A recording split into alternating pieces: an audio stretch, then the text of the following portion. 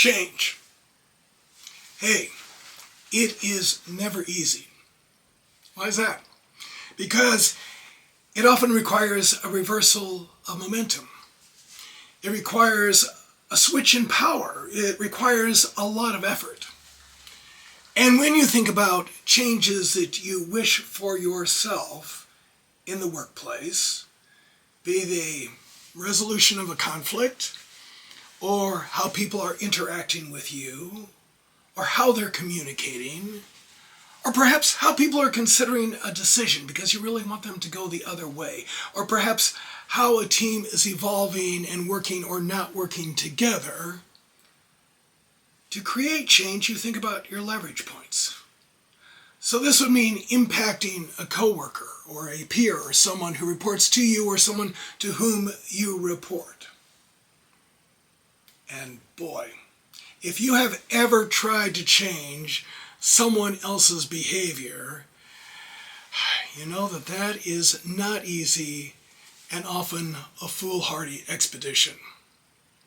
So then, what is the easiest, most powerful impact way that we can initiate change? And this may be the part that is difficult to hear. But the most powerful way to create change is where we have the highest leverage. It's by changing ourselves. Why is it so difficult to think about changing ourselves? Because often when we look at things, we perceive it from our point of view versus everybody else's. We believe that we know the true way to do it, and perhaps we need other people to change their thought process. Quickly evolves into, I'm right, and everybody else is wrong. And I would encourage you to change that thinking dynamic and get out of the who's right, who's wrong, who's winning, who's not winning mindset, and instead think about this.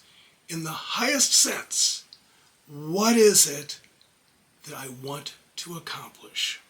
So once you get out of that mindset of I'm right, you all are wrong, or you're winning and I'm losing, and concentrating on what is it that we really need to accomplish, then you can start asking yourself these questions. How do I change my perceptions? How do I change my communications? How do I change my interactions and actions so that we can accomplish this goal? And almost immediately in our heads, that counter argument will show up of, well, how do I change those things and still remain authentic and still remain true to myself? And here I would say that each one of us is blessed with this big old toolbox of skills and talents, some of which we use and perhaps some of which, or many of which, we have left unused. So let's explore those additional skill sets and talents and discover how we can change our communications and our perceptions and our interactions and actions. And in doing so, we continue to learn and develop ourselves and achieve a greater sense of our own value and authenticity.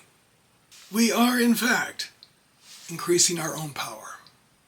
And something truly wonderful happens when we begin to change, because we then observe that those that we interact with and those who surround us also begin to change. In other words, they're following our own leadership because they're discovering, like we are, the value of using this great toolbox of diverse skills and talents. The other evolution that starts to happen is now we've taken down our own concrete walls, others start to take down their own concrete walls, and we are interacting. And because our communications and our actions are different, what happens is that people are reacting to us differently, meaning that they are changing. And oh, that feels so good because now it's not us versus them, but instead this change has created a commonality or an alignment, and we can all move forward together.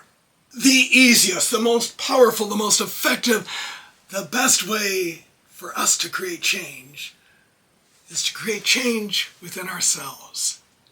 We then see the difference that it creates in others and feel the difference it makes for each one of us. If you like this, please share it with others. Please subscribe and hit that like button. And if you're interested in how to create greater change and greater satisfaction, I offer individual coaching. My contact information is in the description. Thank you.